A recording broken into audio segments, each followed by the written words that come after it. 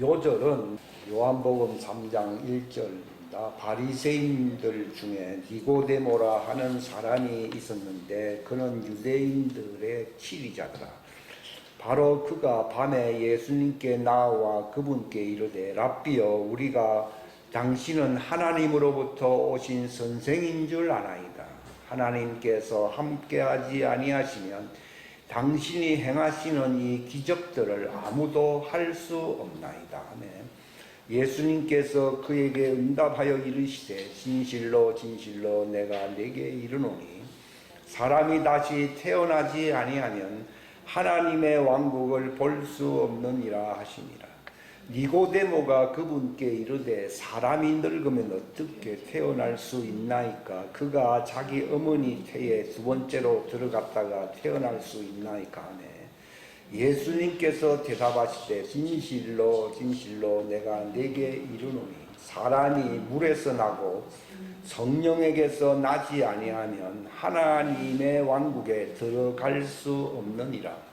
육에서 난 것은 육이요 성령에게서 난 것은 영이니 내가 네게 이르기를 너희가 반드시 다시 태어나야 하리라 한 것에 놀라지 말라.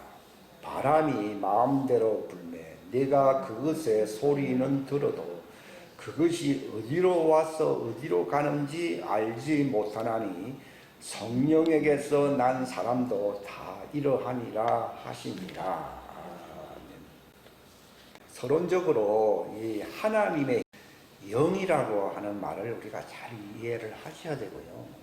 성경에는 이 같은 유사한 표현들을 많이 하고 있어요.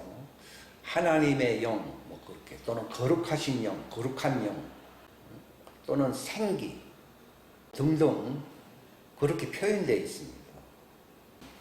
그런데 이 예수님께서 그 니고데모를 딱 보셨을 때에 그분이 알려주시고자 하시는 그 가장 중요한 핵심을 그의 가슴에 찔렀어요.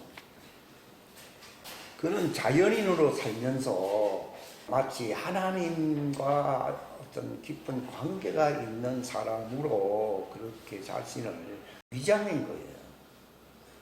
그렇기 때문에 이단 직업을 받으셨던 그 예수님의 핵심적인 메시지는 잘 알지 못했어요. 그러면서 그분이 행하시는 일들이 하나님께로부터 온 것 같아가지고 궁금증이 많아서 낮에 찾아가면은 또 예수님께 속한 사람으로 낙인을 찍힐까봐 밤에 찾아가는 거죠. 근데 예수님은 이 니고데모가 하나님이 함께하지 아니하시면은 당신이 행하시는 그 기적을 행할 수 없습니다. 그러면서 예수님을 칭찬하듯이 띄웠습니다. 그러나 하나님은 그가 네가 자연인 상태로 있기 때문에 그 자연인 상태로서는 구원을 받을 수가 없다고 핵심을 찌른 거예요. 어떻게 보면은 예수님이 이 땅에 오신 목적은요, 부활과 연결되어 있어요. 부활. 그러니까 이 자연인 상태로서는 하나님의 왕국에 들어갈 수가 없습니다. 근데 많은 사람들이 마치 인생이 행복하면은 마치 자신이 복을 받았다고 스스로 생각을 하는데 큰 착각일 수 있죠. 물론 이 땅에서 그것은 하나의 예표적인 그림자와 같은 그런 복입니다. 인생의 복이라고 하는 영원한 복이 아니에요. 그러니까 이 예수님이 이 땅에 오심으로써 복음이 시작되었다고 마가복음에 이미 말씀을 하셨는데, 복음이라고 하는 것은 핵심이 뭐냐면요, 모세와 엘리야와 같은 선지자를 통해서 할 수가 없어요. 이것은 창조주이신 하나님만이 하실 수 있는 일인데, 심판, 사망의 법 아래에 있는 자들에게 이 하나님의 왕국에 들어갈 수 있는 그 특권과 영광을 주기 위해서는 영이시고 말씀이신 모든 피조물보다 먼저 나신 주님께서 다시 육체 안에 오신 것입니다. 근데 이게 바로 생명나무로 나아가는 길입니다. 옛날 에덴 동산에 아담이 육체는 이제 깨끗한 물로 씻김을 받아가지고 흙으로 씻겨진 자로서 그가 자범죄라고는 하나도 없었지. 그러나 그가 혼의 상태로 생기를 불어넣으니까 육체와 상관된 자가 아니라 그 살아있는 혼으로서 그가 그 왕국의 모형이지요. 그 당대에 임시적인 어떤 성막과도 같은 그 에덴 동산에 하나님이 들어오게 하신 것은 네가 거기에 들어가서 살 만한 자격이 있다는 것을 보여주는 게 아니에요. 이것은 마치 이제 생명나무에 이르는 그 길이 완성될 때, 그게 이제 창세기 3장 후반부에 기록되어 있잖아요. 화영금을 두어서 생명나무로 나아가는 길을 지킨다고 그랬어요. 이것은 예수님이 오셔서 생명나무로 나아가는 길을 열어놓기 전까지는, 그게 무슨 말인가 하면 히브리서 10장에 보면은 육체인 휘장 가운데로 열어놓으신 새롭고 산 길이다 이렇게 돼 있어요. 그게 생명나무로 나아가는 길이에요. 히브리서 10장은 완성이고, 바로 창세기 3장의 아담은 생명나무에 이를 수가 없어요. 그렇기 때문에 하나님이 그를 자격이 없음에도 불구하고 그때 처음 지었기 때문에 육체가 생명수로서 침례를 받았던 자연수에 물로 적셔졌던 흙에서 씻어졌기 때문에 죄 있는 육체의 몸이 아니라는 거죠. 그런데 이제 그 혼이 또 생기, 이게 또 하나님의 영이거든요. 원래 하나님의 영이 항상 둘로 표현된다는 사실을 많은 사람들이 모르고 있습니다. 저도 과거에 몰랐고요. 그것은 스가랴 4장에 보게 되면은 하나님이 보여줬었잖아요. 수룹바벨 그 성전 안에 여기 있는데 그 관이 두 개라는 거예요. 이게 관이 하나라 그러면은 하나님의 영은 특성이 하나일 뿐입니다. 근데 관이 둘이다. 그 기름을 쏟아내는 두 관, 왼쪽에 있는 관과 오른쪽에 있는 관이 무엇을 뜻합니까? 그러니까 그 당시에는 예수님이 오시기 전이었기 때문에 구체적인 핵심은 말을 하지 아니하고 그건 하나님을 모시는 두 부류의 사람이라는 거예요. 하나는 좌편에 있는 사람이요, 하나는 우편에 있는 자를 가리켜서 두 촛대 또는 두 금관으로서 서로 같은 기름 같으면 뭐 하나로 받으면 되지, 그걸 뭐 두 개씩이나 뭐 연결해가지고 받을 필요가 있겠습니까? 사람들이 생각하는 거하고는 성경의 기록과는 차이가 있어요. 그래서 디모데후서 2장에 보면은 그 진리를 둘로 나누라는 말이, 그게 이제 하나는 자연계의 존재에 속한 자에게 부어지는 것과 하늘에 속한 영계에 속한 자에게 부어지는 두 관이 있는 거예요. 오른쪽은 영계, 하늘에 속한 자에게 부어지는 관을 얘기하는 것이고, 왼쪽은 땅에 속한 자연계에 속한 자에게 부어지는 관 두 개를 얘기하는 거예요. 성경은. 그래서 진리가 하늘에 속한 진리가 있고 땅에 속한 진리가 있어요. 그러니까 요한복음에 보게 되면 율법은 모세로 말미암아 주어진 것이라는 말, 율법의 대표자는 모세입니다. 그러나 은혜와 진리, 영원한 생명과 관계된 이 복음은 율법하고 다르다는 거예요. 첫 언약은 율법이지만, 물론 아담에게 처음 시작된 것이지만도 마지막 예수님은 나중에 오신 분이시다 되어 있잖아요. 그걸 새 언약의 중보자이신데 그분이 주시는 것과는 차이가 있다는 거예요. 그것을 뭐 제가 임의로 뭐 나누고 싶어서 나누는 것도 아니고, 저도 뭐 내나 그게 뭐 같은 것이라 생각을 했고, 그러다 보니까 성경 해석이라고 하는 것이 오리무중의 안개 속에 들어가게 된 거죠. 근데 이제 그것을 하나님이 알려주신 거예요. 근데 이미 초대교회에 바울은 알고 있었죠. 진리의 말씀을 둘로 나누어서 그것을 제대로 가르칠 수 있도록 공부하라. 디모데 보고 공부하라 그런 거예요. 그들은 예수님 당대에도 모세에게 속한 자들이 많아가지고서 아마 니고데모도 마찬가지입니다. 그러니까 공공연하게 예수님 당신이 모세보다 큽니까? 이런 질문까지도 많이 했어요. 근데 예수님이 사람들의 생각과 그 말들에 현혹되기는커녕 그들의 말을 의지하지 않았어요. 그들은 진리를 모르고 있기 때문에 은혜와 진짜 진리는 예수 그리스도로 말미암는다 이렇게 나와 있어요. 율법은 바로 나중에 오셨지만은 그분 육체 안에 오신 것이 나중이지 그분은 본래 아담보다도 훨씬 앞선 분입니다. 그러니까 심려자 요한이 예수님 보고 뭐라 그랬습니까? 그분이 나보다 위대하신 것은 그분이 나보다 훨씬 앞서 있기 때문이라는 거예요. 단지 육체 안에 오신 순서가 6개월 예수님이 심려자 요한의 생일은 그 6월절입니다. 6월절. 그리고 예수님의 그 생일은 장막절입니다. 장막절. 6개월 차이가 나는데 본래 그 계절이 절기가 둘로 나눠지거든요. 하나는 봄절기, 6월절, 무교절, 초절기절을 합치는 봄절기가 있고 그다음 물론 중간에 오순절이 있지만 또 가을절기라 해서 나팔절 우리가 이제 9월 16일부터 시작이 되죠.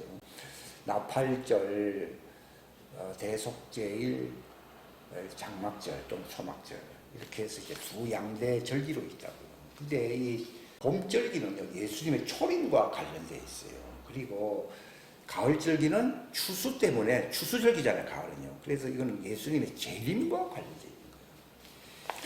그러니까 이 심려자 요한이 6개월 앞서서 6월절이나 뭐 하여튼 고절기에 태어났는데 앞서 태어났죠. 왜냐하면 추수절기인 가을절기보다도 봄이 앞서니까요. 예수님은 마치 크리스마스에 태어난 걸로 사람들이 착각을 하는데 그 유대인들이 그래서 기독교를 믿지 않는 거예요. 그런 점에서는 이 전통적인 유대인들이 더 잘 알고 있죠. 그러니까 예수님이 태어나셨을 때에 여관에 사람들이 많았다는 것은요. 그게 절기였습니까? 아니면은 눈이 내리는 겨울이었기 때문입니까? 눈이 내리는 겨울에 뭐 그렇게 사람들이 예루살렘 그 마을에 그렇게 많이 모여 있겠습니까? 한겨울철에 농사도 다 끝났는데 말이에요. 그러니까 그게 가을절기가 이 절기의 왕이거든요. 물론 봄절기도 중요하지만도 이거는 심는 계절이고 가을절기는 추수입니다. 농부들 보고 언제 기쁘냐고 물어보면요. 씨 뿌릴 때보다도 그거는 시작에 불과한 거고요. 그건 노동의 시작이죠. 가을절기 추수 때를 기뻐하지 뭐 파종의 때를 이렇게 그것보다 더 앞서서 즐거워하지는 않습니다. 이건 상식적인 얘기예요. 그게 예수님의 탄생은 장막절이에요. 그렇기 때문에 천년왕국 때에 그 이사야 66장에 나와 있잖아요. 천년왕국 때에 있었던 그 시민들이 거기서 이제 주님 앞에 나와서 경배를 하는데 특별히 다른 절기를 얘기하는 게 아니라 장막절이라고 되어 있거든요. 장막절이 바로 예수님의 그 탄생 생일입니다, 실상. 그러니까 자기에게 경배하러 온다는 거죠. 생일날이니까. 그러니까 내게 장막절을 지키면서 오지 않는 사람은 그 지역에 비를 내리지 않겠다는 거죠. 그러니까 이게 자연계의 역사가 다시 한번 타임 어게인, 천년이라는 세월이 다시 시작되는 거예요. 그때는 시민들을 하나님이 기르시는 거거든요. 장막절이 왜 중요한가? 장막절은 시민을 위해서 있는 절기거든. 그러니까 천년왕국은 뭐와 관련된 절기라고요? 장막절이에요. 장막절. 휴거는 뭐와 관련된 절기입니까? 나팔절입니다. 그 다음에 도피처에서 이제 그들이 나와가지고 생기를 받아 새 예루살렘에서 들어가는 절기는 무슨 절기입니까? 그게 대속절입니다. 이 제가 말씀드리는 말씀은 기본 중에 기본이지 모르는 사람들이 너무 많습니다. 그러니까 유대인들은 왜 대속죄를 중하게 여깁니까? 그들이 바로 피난처로 도피해서 생기를 받아서 지상 재림하는 예수님을 그걸 만나야 되거든. 그러니까 그들이 회개하고 그때 대속죄가 일어난다면 그때 구원받는 거예요. 이게 그때 구원이라는 것은요 자연계에 속한 몸으로 있으면요 절대로 구원을 못 받습니다. 이 에덴 동산에 있었던 그 아담이 자연계의 형식으로서 죄만 없었는데 그 영계에 들어가니까 못 견딘 거예요.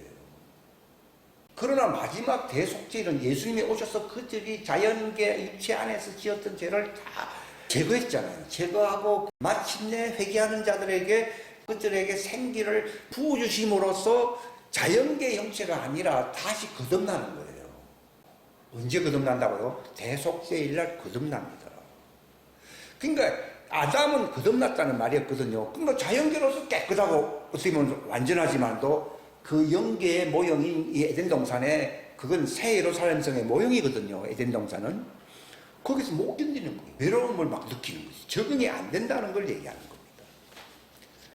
결국은 사단의 말을 듣게 되었고 결국은 쫓겨났는데 하나님이 아이고 이거 뭐 내 계획이 틀어졌다 이게 아니라 이미 다 하나님 알고 있어요. 그럼에도 불구하고 실패할 아담은 다시 태어난 부활체로서 들어간 것이 그거는 정말 완벽한 부활체거든요. 그러면 거기서 영원히 살 수가 있어요. 근데 무지한 아담에게 왜 그렇게 감당 못하는 땅에서 살던 자, 살아야 할 자를 왜 에덴으로 그렇게 들어가겠느냐 하면 마지막 때에 내가 너희들을 사랑하고 그 에덴을 다스리게 한다는 거예요. 이것을 하나님이 마지막 대속죄일이 일어난 일을 에덴 동산 창조 때 이미 미리 보여줘서 안 보였어요. 미리 보여줬기 때문에 너희는 그 아무리 완벽한 자연계에서 완벽한 존재를 하더라도 그 몸으로서는 한계가 있다는 것을 하나님 미리 보여준 거예요. 그래서 누가 오시는 그 필연성을 예시하셨습니까? 바로 예수님이 오지 않으면 생명나무에 너희가 생명나무에 그 길로서 와야만이 새 예루살렘이라고 하는 그 에덴의 완성인 영원한 하나님 왕국에 들어갈 수 있다는 것을 하나님 미리 보여준 거예요.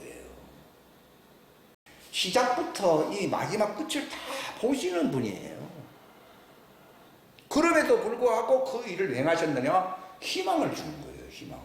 에덴 동산에서 쫓겨났지만도 그 생명나무에 이르는 길을 예수님이 오셔서 중보자가 되심으로써 이제 아담이 실패한 그 과거의 역사가 예수님 마지막 아담이죠. 아담으로는 실패했지만 마지막 아담인 두 번째 아담을 통해서는 그 새 예루살렘 하나님의 왕국에 들어갈 수 있겠구나 하는 그 소망을 주려고 하는 거예요. 만약에 아담이 그냥 들어가서 지금도 뭐 행복하게 살고 있다 그러면은 죽음이 없다는 것이 되는 것이고 그러면 누가 오실 필요가 없어요? 예수님이 오실 필요가 없는 거예요. 그러면 예수님은 그 왕국에 들어오는 사람과 아무 상관이 없어져 버려요. 근데 하나님은 하늘에 있는 것이나 그분 안에 있었던 자들도 자기를 통해서 들어가야 되고 땅에 속한 그걸 갖다가 땅에 있는 것이 다 그리스도 안에서 통해서 생명나무의 길을 통해서 그분의 하나님의 왕국이 완성된다고 되어야 한다는 것이 하나님의 뜻이에요. 그게. 그러니까 내가 곧 그 길이라는 말은 그 왕국의 새 예루살렘 성에 새 에덴에 들어갈 수 있는 길이 되고 모세 율법이 아니라 나의 진리의 생명의 영생의 말씀을 통해서만 들어갈 것이고 내가 바로 그 진리의 말씀이고 아담이 가졌던 생혼의 그 생명 갖고서는 불가능하고 내가 곧 생명이라고 하는 그 영생만이 그 하나님의 왕국에 들어갈 수 있다는 것을 예수님이 요한복음 14장에 그걸 얘기해요. 아담은 실패했어요. 모세도 실패한 거예요. 내가 바로 그 길이고 생명나무의 길이고 이 말입니다. 생명나무 길이란 말이 창세기 3장에 이미 나와 있는 거 예수님은 그걸 알고서 말씀하신 것이지 이 땅의 성공의 길을 얘기한 게 아니에요. 그러니까 바로 하나님의 왕국에 부활체로 들어갈 수 있는 영원히 행복하게 하나님과 연합해서 갈등을 느끼지 아니하고 정말 행복하게 영광스럽게 살 수 있는 바로 내가 그 길이고 그 말이 진리라는 거예요. 이걸 가르치는 내가 바로 거짓이 아니고 모형도 아니고 이건 진짜 정말 이루어지. 모세는 모형이었기 때문에 성공 같았지만 실패한 거예요. 모형은 완전히 할 수 없다고 되죠. 그러나 예수님은 나는 모형이 아니고 실제다. 그런 의미에서 진리라는 겁니다. 그리고 이것을 무엇을 이루느냐? 내 말의 생명의 말씀으로 내 피로 물과 피의 생명의 말씀으로 물과 피는 아니라 뭐 같은 것이죠. 물과 피로 임하신 분이시다. 물로만이 아니고 물과 피로 임했다는 것은 속죄의 문제가 있기 때문에 그분이 피로 임하신 것이잖아요.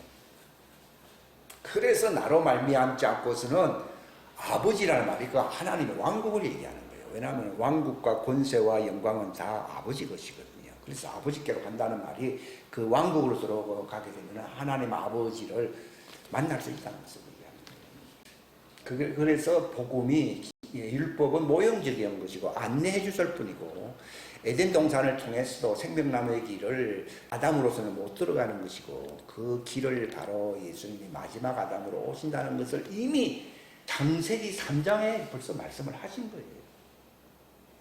그러니까 사단에게 패배했기 때문에 사망이 무서워 마귀에게 종로를 하는 자들이 되었는데 예수님이 뭐라 했습니까? 여인의 씨로 그 아담의 씨의 모습으로 온다는 것입니다. 그 여자의 씨라고 하는 말이 후손이라는 뜻이 아니고 여자의 씨 단수에 예수님을 두고 얘기하는데 그 여자라는 것은 아담과 같은 육체를 입은 자를 얘기하는 거예요. 여자라고 하는 말은 땅에서 난 자를 여자라고 부르는 것이고 하늘에서 난 자를 남자라고 부른다 이 말이에요. 물론 그것도 문맥에 따라서 해석해야 되지 일방적으로 적용할 수 있는 건 아니에요. 그러니까 굉장히 그 말씀을 잘 봐야 되고 성령의 인도를 받아야 됩니다. 무조건 남자라고 해서 그런 것도 아니에요. 여자도 둘이 있잖아요. 두 여자가 매를 가는데 하나는 데려가고 하나는 남겨주고. 근데 여자라고 돼 있잖아요. 근데 그게 그리스도의 여자인지 아담의 여자인지 이걸 구별해야 되거든요. 그냥 무조건 여자라고 해서 다 여자가 아니고 또 남자라고 해서 다 남자가 아니에요. 그래서 성령의 지적하신 대로 가지 아니하면요 엉뚱한 해석이 나올 수밖에 없어요. 또 뭐 두 남자가 뭐 밭에서 뭐 이러고 뭐 남자는 올라간 데는 여자는 그런 말이 아니거든요. 남자인데 이게 바로 그리스도 형상으로서 남자가 있고 땅에 속한 남자가 있고 이걸 구별을 안 하면요 의문에 속한 걸 얘기하는 거예요. 문자로서는요 한계가 있다는 것을 성경이 말을 하고 있습니다. 그러니까 성령님이 꽃되고 남자는 그 남자다 이렇게 알려주셔야 되는 거예요. 내가 읽을 때 또 그 여자는 다 같은 여자가 이거다. 그리고 또 문맥에 따라서 또 다릅니다 이게요. 그러니까 어떤 사람들은 규칙을 만들기를 좋아하는데 이게 하나의 교리거든요. 인간 교회 교리 갖고는 성경 해석이 안 됩니다. 왜냐하면 하나님은 숨기는 것이 하나님의 영광이라 했어요. 근데 사람들이 이것을 밝혀서 발견하는 것이 또 땅에 있는 자들의 영광이라 돼 있어요. 이걸 성령님의 계시로서 딱 발견해낼 수 있을 때 저는 이제 영광을 보는 거예요. 이게 하나님이 다 숨겨놨거든요. 그러니까 하나님의 왕국은 땅에 묻힌 것이다. 숨겨놓은 진주와도 같다. 이렇게 얘기하는 것은요. 자연계의 이 하나의 의문적인 문자 해석 갖고서는요. 성경 해석이 안 돼요. 그러니까 예수님이 그래서 신비라고 하는 거예요. 숨겨놓았기 때문에 신비지. 삼적 동자도 뭐 다 한다 하면 신비가 아니죠. 그러니까 누가 교회에서 진짜 사역자가 될 수 있느냐. 어린아이들과 같이 문제를 수수께끼를 풀 수 없는 사람은 사역자가 될 수가 없어요. 그래서 바울과 같은 사람도 처음에는 뭐 이문에 속해가지고서 뭐 하다가 나중에 완전히 변화되지. 나중에 이문은 죽이는 것이요 영은 생명을 주는 것이다. 그때 영이라는 말은 성령의 계시를 두고 얘기하는 거예요. 그러니까 성령의 계시로서 자기가 하나님의 사역자가 되었다. 그래서 자기는 뭘 맡은 자라고 말하고 있습니까? 옛날 개혁 성경에는 비밀을 맡은 자다. 이렇게 원래 신비를 맡은 자라는 거예요. 그러니까 이 복음은요 문자적으로 해석해 버리면요 이거는 또 다른 의문의 법, 또 다른 교회 전통 교리법으로 돌아가게 됩니다. 그러니까 서로 다 교리가 다르잖아요. 뭘 하나 강조하는 교리가 있고 그래서 뭐 성결교가 다르고 뭐 침례교가 다르고 이게 다 부분 해석이거든요. 이게 문자의 그 의문의 해석을 넘어가지 못한다는 거예요. 근데 교회가 어떻게 하면 하나가 되는 겁니까? 이것은 바울과 같이 또는 베드로와 같이 성령으로 말미암는 이 신비를 해석해 줄 때 그 해석에 동의하게 될 때 하나가 돼요.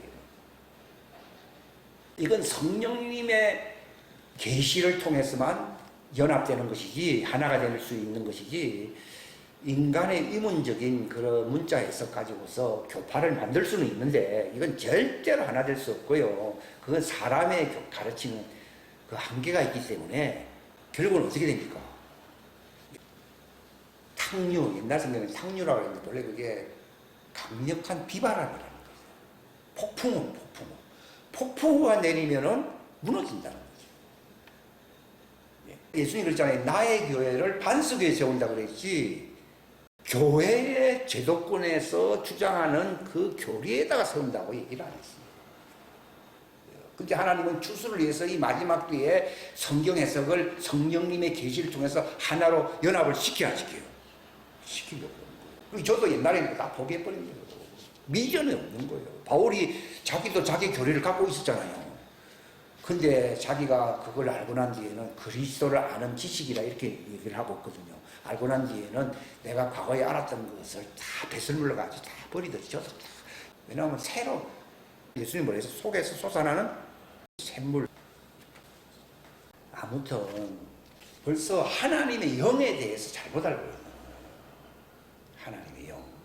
그러니까 예수님이 니고데모를 보고 뭐라고 얘기했는가? 딴 얘기 안 했어요. 네가 다시 태어나질 아니하면 구원 못 받는다 이 말입니다. 쉽게 얘기하면. 뭐 이 땅에서 뭐 복을 많이 받은 사람들이 있어요. 천하를 뭐 얻을 만큼 많은 것을 가진 사람들도 있을 겁니다.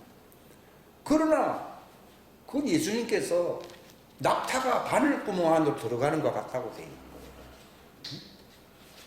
그러니까 그 아담도 그 모습으로 아주 완벽하고, 그러나 자연계 수준이었기 때문에 이 하나님의 왕국의 그것도 모형이에요. 모형 속에서 견디지 못한 거예요. 그러니까 이제 생명나무의 길을 예수님이 이제 열어놓으시는 거. 그러니까 선악과를 알게 하는 나무의 과실에 장애물로 말미암아 결국은 아담의 신분의 한계가 드러난 거예요. 이거 정말 중요한 내용이거든요. 에덴 동산에서. 그러니까 이 에덴 동산 창세기 기록되어 있는 말씀은 그 선악과와 이 아담과의 신비로운 관계를 얘기를 하고 있어요. 그러니까 너는 자연계에서 태어난 존재로서 갈망할 수 있고 소원을 할 수 있지만도 선과 악의 선택해야 되는 갈등 속에서 산다는 거예요. 그런 존재라는 거예요. 선하게 만들었지만은 악도 함께 있는 거예요. 바울도 자기도 과거에 그런 하잖아요. 선을 행하기 원했는데 자기가. 근데 뭐도 함께 있다고요? 악도 함께 있는데 선이 이겼습니까? 악이 이겼습니까? 악이. 왜냐하면은 아담의 혼이, 자연계의 혼이라고 하는 것은 어두운 밑에 있었어요? 위에 있었어요? 밑에 있었기 때문에 하나님이 선하게 만들어서 선을 추구하지만은 악에게 결국은 지배를 당할 수밖에 없는 존재. 그러니까 선악을 알게 하는 나무는 네가 바로 속해 있던 그 나무가 바로 그 나무라는 것을 하나님이 예표적으로 보여준 것이고, 마지막 장차올 이 새 아담인 예수님은 선악의 갈등 속에 있는 분입니까? 생명 그 자체이십니까? 그러니까 생명나무라는 거. 미리 복음을 이미 창세기에 에덴 동산 통해서 딱 보여준 거예요. 근데 너는 예수님하고 다르다는 거예요. 모형일 수는 있죠. 아담은 오십자의 모형이라고 로마서 5장에 기록되어 있잖아요. 그죠? 그러니까 모형이지 네가 생명은 아니다는 거예요. 근데 생명이 충만한 곳에서 네가 이 선악의 갈등 속에서 결국은 적응이 안 된다는 거예요. 그래 결국은 선악과에 속한 자라고 하는 것을, 그것을 자기가 원래 그렇잖아요. 뭐 좋아하는 사람은 밥을 먹고 서양 사람들은 빵을 먹고 그러잖아요. 그런 것처럼 아담은 결국은 선악과를 자기 아내가 주니까 그냥 덥석 물었다는 것은 그 체질이었다는 걸 얘기하는 거예요. 지금도 유대인들이 모세가 자기 지도자들이라 말을 하는 것은 자기들이 바로 선악을 알게 하는 율법을 준 선악과에 속한 존재라는 것을 미리 선포를 해야 해요. 하고 있어요. 그 이제 날 때부터 소경된 그 사람을 딱 만났을 때예요. 딱 보니까 이 사람은 선악과에 속한 나무가 아니고 바로 생명나무에 속한 가지. 딱 하나님 보고 있는 거예요. 사마리아 여인도 운동 생활을 하고 있었잖아요. 낮에는 안 나오고 말이요. 근데 예수님은 내가 네 신랑이다 하면서 딱 찾아가는 거예요. 그 이삭이 리브가를 우물에서 만났잖아요. 그런 것처럼 하나님이 이 아내 될 자가 혼전 생활을 하고 율법에 속해서 살고 있는데 적응이 안 된다는 거죠. 아담은 에덴 동산에 적응이 안 되지만은 하나님 아들들도 이 자연계 속에 적응이 잘 안 돼요, 이게. 아담은 땅에서 적응이 잘 돼요, 자연계. 그 장수하려고 그러고, 뭐 들어가도 뭐 나가도 떡방 주리가 복을 받고, 이런 걸 대단히 좋아합니다. 근데 하나님의 아들은 그런 걸 좋아하지 않습니다. 벌써 체질상으로 나오게 돼 있어요. 그러니까 예수님을 만나기를 좋아하거든요. 땅에 있는 자가 네 남편인 것 같았는데 그것은 어리석은 자의 남편이었고 그리스도라고 하는 바로 그 자가 나다. 그러니까 그 자가 찾고 있었던 것은 그리스도가 오셔야 됩니다. 나 참 힘든데 그리스도가 오시기 전까지는 제가 이렇게 삽니다. 이렇게 얘기했거든요. 예배도 그렇게 한다고 하니까 내가 바로 그다. 그러니까 계시의 영이 들어와서 안 들어왔어요. 알아보는 내 양은 내 음성, 내가 아버지를 알듯이 그들이 나를 알아야 되나요? 금방 알아차렸거든요. 그리고 물통이 집 던지고 내가 메시아 내 남편 만났다 그 얘기입니다. 자기 남편 만났다는데 뭐 누가 뭐 부끄러움이 있습니까? 사람들이 듣기로는 뭐 메시아가 왔다는 뭐 그렇게 들은지 몰라도 내 남편이 왔다 하면서 막 집어 던지고 막 외치고 돌아다니는 거죠. 이제 보면 육신적으로는 그게 참 이해가 안 가는 부분이죠. 그러니까 예수님이 나타나심을 상호하는 사람은 그 신부입니다. 그런데 좀 늦게 오시면 아이고 때가 되면 오겠지 많을 수는 없고 이 사람들은 신부가 아니에요. 그거 벌써 본능적으로 다 알게 돼 있어요. 그 사람이 누구를 좋아하는지 보면 알죠. 내가 메시아라는 순간에 잠가놨던 물동이를 어떻게 했다고요? 내가 팽개치고 동네로 들어갔잖아요. 내 남편 만났다고 하면서. 복음 전한다는 게 내 남편 만났다 그 소리예요. 그건 본능적으로 되는 겁니까? 연습해서 되는 겁니까? 복음 전하는 걸 사람들이 연습해서 하거든요. 안 되는 거예요. 예수님 그랬잖아요. 너희가 하나님이라 칭하는 그분이 내 아버지다 하는 걸 예수님이 연습해서 했습니까? 본능적으로 했습니까? 본능적으로 한 거예요. 그리고 나와 아버지는 하나도 하는 말도 막 지어내가 한 말입니까? 본심에서 나온 말입니까? 하니까 땅에 속한 사람들이 도무지 이해가 안 가거든요. 돌멩이 들어서 예수님 치려고 그러는 거예요, 이게. 그러니까 여러분들이 정말 예수님 사랑합니까? 그럼 신입니다. 그리고 내가 그분 안에 있고 그분이 내 안에 있습니까? 그러면 성경 안에서 안에, 공중 혼인은 아내가 되는 결혼식이 아니에요.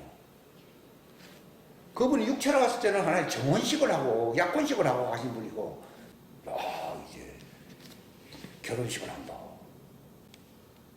가슴 뛰는 날이지. 아니, 그러니까 저보고 누가 휴가하느냐 물으면요. 정혼한 사람들이에요. 정혼한 사람, 약혼한 사람들은 결혼식을 기다릴 거 아니에요. 그거밖에 없죠. 내 인생 소망은 그분에게 달린 거예요. 그러니까 예수님 공중 재림할 때에 마라나타 아나테나 할 때에 그분을 사랑하지 않는 사람은 버려짐을 당한다는 말이 그 뜻이. 그 말은 약혼자들이 사랑하는 것이지 땅에 속한 사람이 사랑하는 건 아니죠. 그들 아직 구원도 못 받았는데. 호산나 호산나 바로가바 벳세 마도나 이거나 외칠 건지 신부는 바로가바 벳세 마도나를 외치는 자가 아니에요. 그러니까 기름을 준비했는데 이런 기름이 없거든요. 다 알고 있죠. 이 사람은 땅에 속한 사람이니까. 아직 거듭나질 않았거든요. 거듭난 사람은 기름이 있거든요.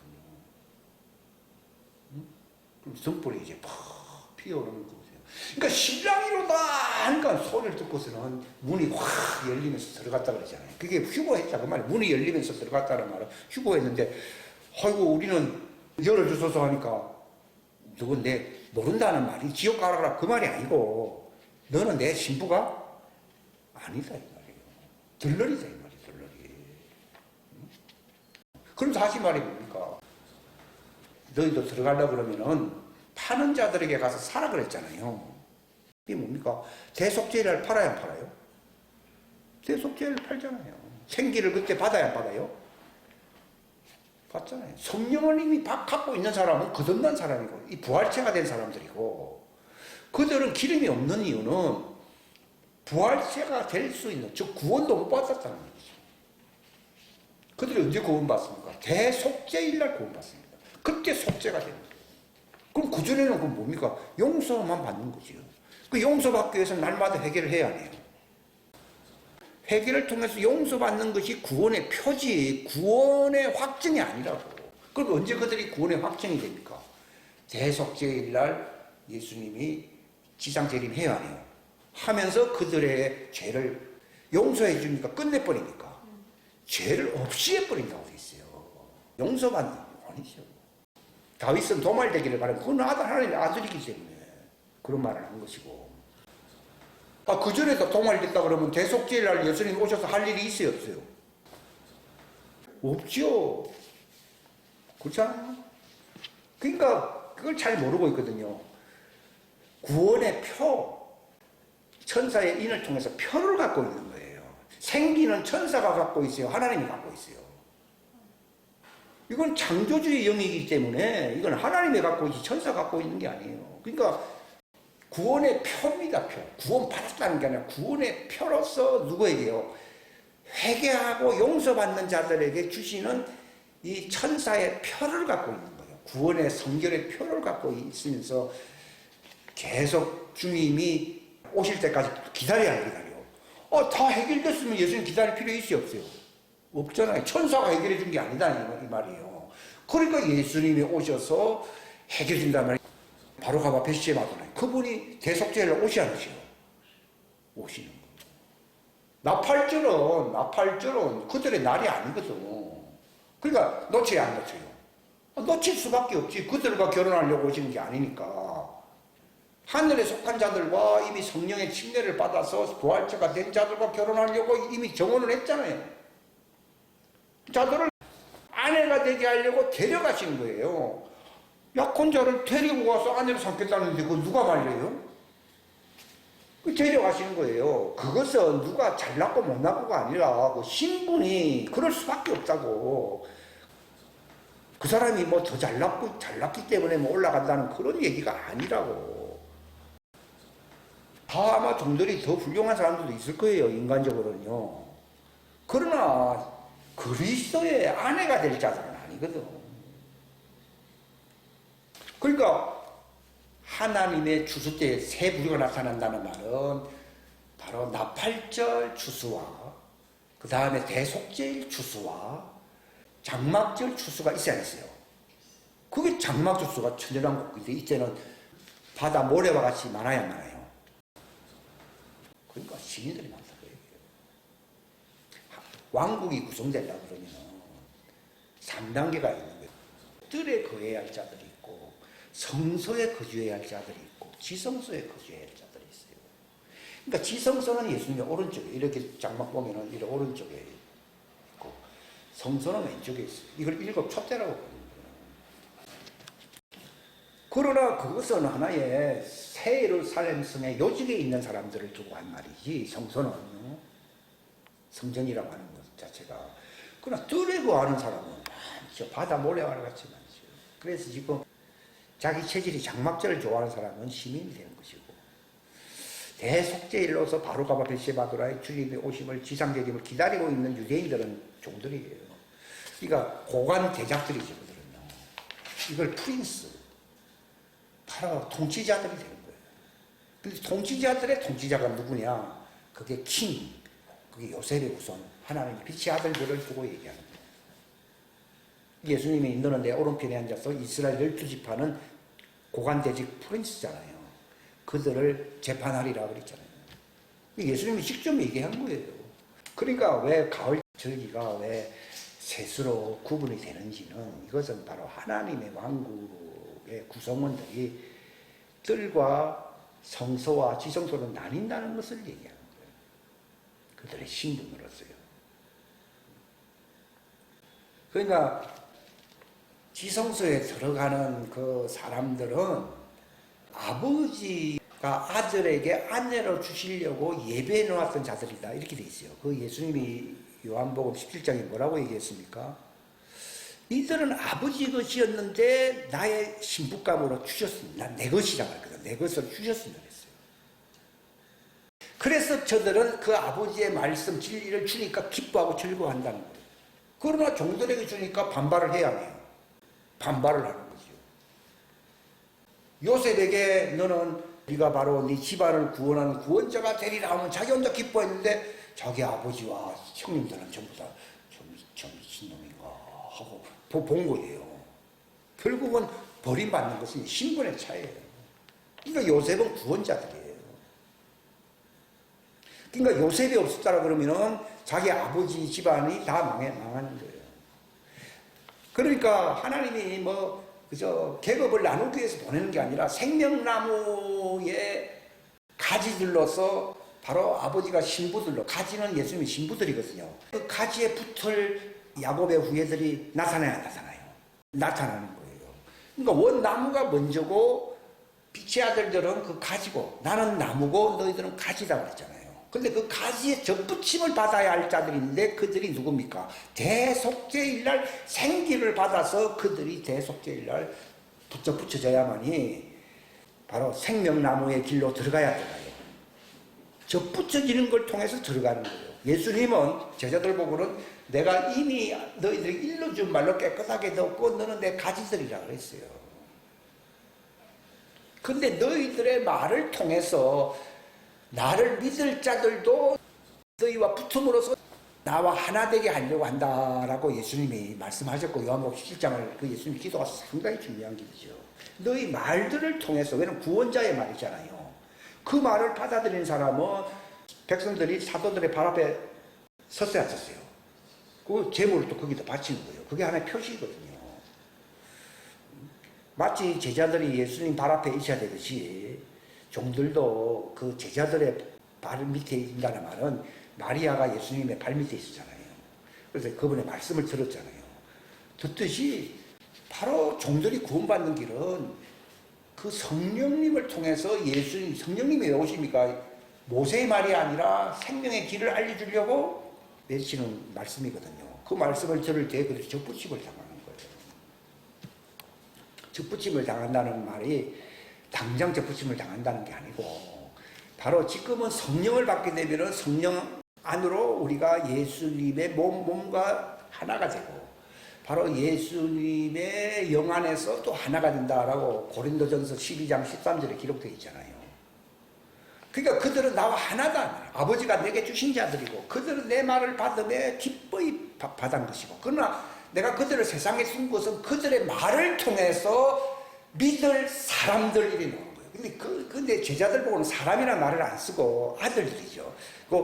내 말을 믿을 사람들을 위한 것이다 이렇게 된 거예요. 그러니까 내가 여기 왜 사느냐? 접붙임을 받을 사람들이 있는 거예요. 내가 하나님의 아들이라고 하면은 분명히 접붙임을 받을 사람들이 있어야 내가 그 역할을 하고 있는 것이지, 접붙임을 당할, 그리스도에게 접붙임을 당할 사람이 내게서 나타나지 않는다 그러면은 나는 하나님의 아들도 아니고 나는 하나님의 일을 하고 있는 게 아니에요. 그러니까 여자가 가르치는 것을 그렇게 인정하지 말라는 말은, 종들은 말씀을 듣는 자들이지 말씀을 접붙이는 말씀, 자기에게 접붙이기. 그러니까 요즘 종들이 자꾸 외쳐가지고 교단으로 자기들끼리 붙어야 안 붙어요. 그러지 않아요. 근데 마지막에 이제 하나가 되는 것은 하나님의 아들들이 나타나야 돼, 안 나타나야 돼. 나타나게 되면은 이거는 교단을 만드는 게 아니라 그리스도 생명나무의 접붙임을 받는 거예요. 그래야 그들이 바로 대속죄일날 생기를 받는 거예요. 부활체가 된다는 거죠. 그때 거듭나는 거예요. 그러니까 봄절기와 가을절기가 있는데, 여름절기인 오순절날 거듭나는 사람들이 하나님의 아들이고, 하나님의 종들은 언제 거듭나느냐? 대속죄일날 거듭납니다. 그러니까 대속죄일날 거듭난다고 하는 말을 물 또는 불, 생기 등등, 그 에스겔 37장에 나오는 저 이스라엘이라 되어 있거든요. 그 이스라엘은 하나님의 아들을 얘기하는 게 아니라고요. 하나님의 아들들은 이방 가운데 있거든요. 요셉도 자기 아버지 집안에 있었습니까? 이방인 이집트 안에 있었습니까? 안에 있었던 거예요.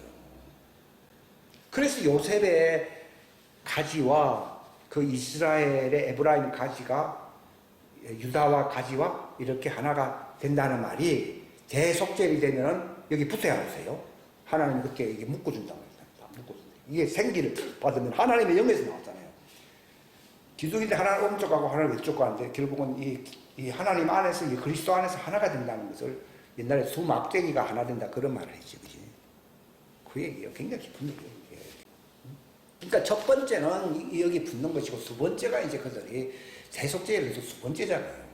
그들의 결혼식은 언제라고요? 대속죄일이에요.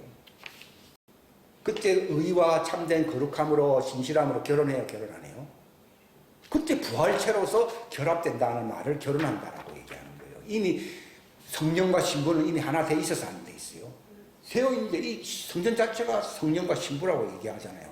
들어오라고 하잖아요. 이 생명나무의 길로 들어가야 안 들어가요? 부활체로서 두 가지가, 요셉의 가지와 유다의 가지가 하나가 돼야 돼요. 하나가 되죠. 그게 하늘에 있는 것이나 그것과 땅에 있는 것이 그리스도 안에서 하나가 돼야 한대요. 에베소 1장 10절입니다. 그 하나가 되죠. 그 두 나무가 한다는 그 같은 말이에요. 근데 예수님이 너희를 남겨놓은 목적은 너희만 하나님의 왕국의 구성원이라면 이 땅에 있을 필요가 있어요, 없어요? 없죠. 그리고 이 땅에 올 필요도 없어요. 그분도 하늘에 있었고 또 하늘에 있었는데 거기서 일을 하면 되지 뭐 땅을 만들어 놓고 뭐 이럴 필요가 있습니까? 그건 종들과 시민들을 걷기 위한 하나의 작업이었을 거예요. 그리고 그분을 대신해 줄 사람이 필요해요. 그 자들이 신부들이다 이 말이지. 그러니까 그 집안 식구들인 거예요. 그걸 언제부터요? 태초부터. 그러니까 처음부터 나와 함께 있었다고 요한복음 15장 27절에 있지 않았어요? 처음부터 나와 함께 있었기 때문에 나를 증언하는 이로 자기 집안 식구다 이 말이에요. 그게 아버지가 창세전부터 나를 사랑하심으로 아버지의 것들인 저들을 내게 주셔서 안 주셨어요? 주셨어요. 이런 말들이 이게 열려야 되거든요. 근데 이제 땅에 속한 사람들은 못 알아듣죠. 땅에 속한 자들이 하늘 예루살렘에 그 성전 안으로 들어간다. 그것만 해도 어마어마한 영광이라고 볼 수 있죠. 그러니까 그들이 올라와서는 누구를 바라본다 돼 있어요. 예수님 오른편에 있는 저 사람들은 누군가 하고 보니까 저 사람들이 우리하고는 닮았는데 보니까 창세전부터 그리스도 안에 있었던 사람들이구나 하는 것을 그때 압니다. 지금은 모릅니다. 요한계시록 21장에 이마에 인을 친 자들은 그 종들이잖아요. 종들이 예수님 오른편에 있는 그 사람들을 바라보고 있다. 저들이 우리가 옛날에 오해했던 사람인데 저들은 출신이 다르구나. 요셉의 형님들이 언제 요셉을 알아봅니까? 바로 요셉이 저것들을 구원하는 구원자로서 고센에 너희 집안 사람들을 기른다 그러면서 너희들을 보살펴 주겠다고 하면서 그들이 그 자리에 들어갔을 때 알게 되듯이 그들이 오른편에 왼편에 알게 될 때에 우리를 왼편으로 앉힌 사람들이 누군가 했던 저 사람들이에요. 그들이 본래 그리스도 안에서 하나님의 집 안에 있었던 사람들이구나 하는 것을 그때 알아요. 이 사람들이. 지금은 모릅니다. 근데 눈치는 채고 있죠. 언제 완전히 눈치를 챕니까? 같이 피난처에 있는데 때가 되니까 그 사람들이 하늘로 올라가야 안 올라가요? 올라가는 거예요. 야, 올라가는 사람들은 우리하고 다르구나 하는 것을 듣고 저 사람들의 말이 그때야 진리다 하면서 피난처로 가야 가요. 가서 그때 거기서 만나자. 예수님도 먼저 부활하는데 어디서 만나자 했습니까? 갈릴리에서 만나자고 했잖아요. 근데 올라갈 사람들도 너희를 어디서 만나자고요? 새 예루살렘 성안에서 만나자고. 이 보통 얘기가 아니잖아요. 이미 올라간 사람은 새 예루살렘 성 자체가 자체 아니에요. 자체잖아요. 거기서 만나잖아요. 그러니까 이 사람들이 들어가고 난 뒤에 아이고 저 사람들이 혈육으로 같을 뿐이지 본질은 다르구나 하는 걸 그때 압니다. 그게 요한계시록 21장에 나와 있어. 신비론도시 본다고 그랬잖아요. 자기 형님들이 요셉을 멸시했잖아요. 멸시했는데 언제 존경하게 됐습니까? 고센 땅에 들어가. 그걸 마련해 줄 수 있는 사람들은 세상 군왕보다 더 높아야 되거든요. 근데 마지막 때에 내가 하나님의 자녀들을 군왕보다 높인다고 하는 말이 있어야 됐어요. 이걸 하나님이 반드시 높인다고 해요. 그러니까 왕들이 재물을 가지고 와야 하나요. 그게 이루어지면은 그게 예수님 지상적인과 연결되고 내가 하나님의 아들이구나 하는 것을 그때 아는 것이 지금은 그냥 얘기하는 거예요. 근데 주님은 속도가 가속도가 부른다는 거예요. 그래서 내년에는 이제 사람들이 알게 된다. 이제 1년밖에 안 남은 거예요.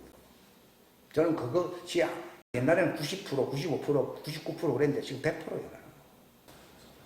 본인이 그런 말을 한다고 하는 것은요, 인간적으로 굉장한 위험부담을 갖고 있는 거예요. 만약에 아니다 그럽시다. 나는 이제 그만하겠습니다 하고 이제 가야 되는 거예요. 요셉의 말을 형님들이 안 받아들였잖아요. 그러다가 나중 돼서야 아이고 맞구나 이제 되게 된 거예요. 그게 종인 거예요. 나중 돼서야 아 맞구나 하는 건 종이에요. 그러나 요셉은 나이가 어렸을 때 17살 때 자기가 꿈을 가지고서 얘기를 했어야 했어요. 제 기분이 그렇다 이 말이에요. 그때 내가 구경하듯이 한 사람은 고센 땅으로 가야 되고 그 말에 공감을 가진 사람은 하늘로 가는 거예요. 운명이 그때 갈리는 거예요. 나는 미리 지금 얘기를 하고 있는 거잖아요. 왜냐하면 교단교회가 아니고 계시로서 이제는 부활체로 연결되는 교회. 지금 내가 부활체 얘기를 많이 하잖아요. 그 교회를 하나님이 광야로 데리고 가고, 그러니까 광야로 피난처로 안 가는 교회는 무슨 교회라고 되어 있어요? 바벨론 교회. 그 바벨론에서 나오라고 그랬잖아요. 그게 바벨론 교회예요. 바벨론 교회는 WCC하고 다 연합이 되어 있어요, 안 되어 있어요? 되어 있어요. 지금 그 작품 많이 하고 있어요. 신내교하고 뭐 한 몇 교만 빼고는 다 WCC 다 가입됐을걸요. 그래서 하나님의 영이 말이에요. 오른쪽에 있는 자들에게 오순절에 부어지는, 지금이 오순절 기간이잖아요. 나팔절에 오기 전에는 다 오순절 기간이 연장 아니에요. 연장이죠. 그러니까 그 오순절에 속한 성령을 받은 사람들은 어느 날을 기다리고 있습니까? 나팔절을 기다리고 있어요. 그러나 오순절하고 상관없이 그들은 초림을 놓쳤잖아요. 유대인들은요. 근데 이제 장차 바로가바 베스제바도나 시상재림하신 예수님을 기다리는 사람들이 있잖아요. 그 사람들하고는 차이가 있지요. 또 그것도 아니고 이것도 아닌 사람들이 많잖아요. 그렇게 나눠질 수밖에 없어요. 하나님의 영을 받은 사람들은 재림을 통해서 새 예루살렘 성에 들어가는 사람들이고, 천년왕국 때는 하나님의 영을 부어준다는 얘기가 없어요. 그들은 그 행위에 따라서 심판을 받는데 또 다른 생명체계에서 그들을 구원해 준다고 되어 있어요. 그들이 바다에서 올라오는 자들이다, 그렇게 얘기를 하고 있어요. 그때 통치하는 사람들이 이제 첫째 부활에 참여한 사람들이에요. 천년왕국 때에 그들을 다스리는 권한이 있는데 그들은 첫째 부활에 속한 사람들이라 이렇게 나와 있고, 시민으로 다른 생명체계에 의해서 근심을 받는 사람들이 그게 천년왕국에 남아있는 사람들이에요. 그러니까 아들을 입장에서 둔 목적은 종들을 접붙여 줄 수 있는 길과 연결시켜주기 위해서. 예수님이 온 것은 아들들을 일단 제자로 삼은, 예수님은 제자 중에는 종들이 없거든요. 그래서 그들을 세워서 너희는 처음부터 나와 함께 있었기 때문에 내가 하던 일을 너희가 해야 된다는 말이 그 뜻이에요. 남겨두고 간 거예요, 그분이. 무슨 일을 남겨두었느냐? 종들이 너희 때문에 생명길로서 이제 대속죄를 기다리게 하고 그들 들어올 수 있는 안내자가 되어 있다는 얘기예요. 그러면 그들도 이제 그들을 따라서 이렇게 하다가 가면 될 텐데 왜 굳이 광야 예비처에 그렇게 3년 반 동안 기다리라 그러고 있으라 그러고 지장 재림할 때까지 그렇게 하느냐 하면요, 그들과 함께 묻어왔던 집안 사람들이 있어야 했어요. 있는데 그들은 새 예루살렘 성에 못 들어가잖아요. 못 들어가고 어디로 갑니까? 천년왕국으로 들어가는 거예요.